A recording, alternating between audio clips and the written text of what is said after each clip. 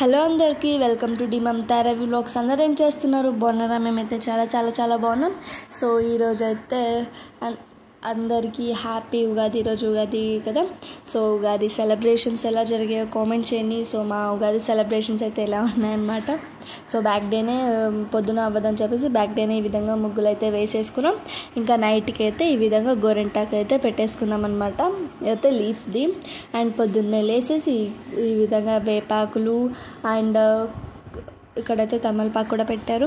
And ఈ విధంగా గేట్కి అలాగే ఇంటి గుమ్మానికి అయితే పెట్టేసుకుందాం. ఇది వేపాకు అండ్ మామిడాకులు అనమాట ఇక్కడ. అండ్ ఇదైతే పూజ గది కాడ. సో పూజ అయితే జరుగుతుంది. సో ఈ పూజ అయిపోయిన తర్వాత కాసేపు అలా దేవుడి రూమ్లో కూర్చుంటే ఆ వైబ్ భలే ఉంటుంది కదా. సో నాకు ఆ వైబ్ అంటే చాలా ఇష్టం అనమాట. అది పండగ రోజు అంటే ఇంకా స్పెషల్గా ఉంటుంది.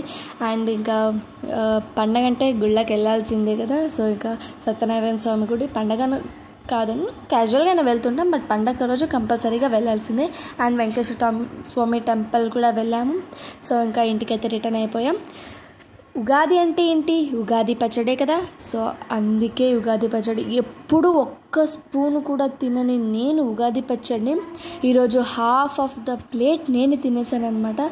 సో ఈ ఉగాది స్పెషల్స్ అయితే ఇవన్నమాట. ఓలిగా అండ్ చిత్రాన్నం ఉందంటే దాంట్లో కాంబినేషన్ వంకాయ కూర కూడా ఉంటుంది కదా.